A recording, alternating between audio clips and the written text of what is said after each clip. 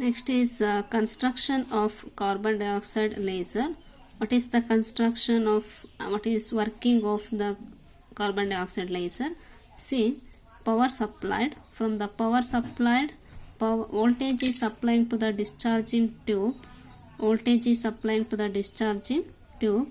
When the voltage supplied to the discharging tube, inside the discharging tube, the gas molecules, carbon dioxide molecule, nitrogen, helium, these three gas molecules are mixed inside the discharging tube. Then these mixed gases are ionized.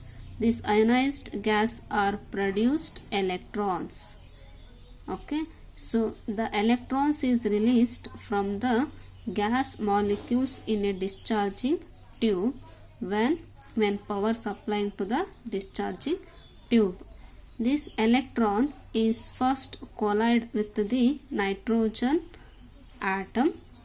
Then this type of collision is called first kind of collision. When electron is collide with the nitrogen atom, that is called is first kind of collision. Next, the electron is also collide with the other atom, carbon dioxide molecules. When the electron collide with the nitrogen molecule, that is energy is transferred is represented by energy level diagram. Energy level E1 and energy level E2. E1 is the ground state energy level, E2 here metastable state, that is excited state energy level.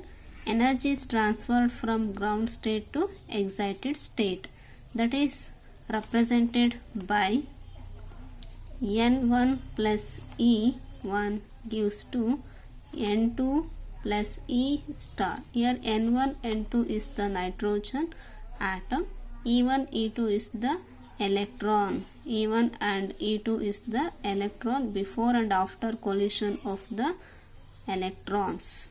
Then this energy of the electron is transferred by the collision to the gas molecules. The gas molecule energy is raised to the excited state, that is E5 level. From E5 level, there are two transitions takes place from E5 level. One is E5 to E4 energy level. It gives 10.6 micrometer, and also energy transferred from E5 to E3, it gives 9.6 micrometer.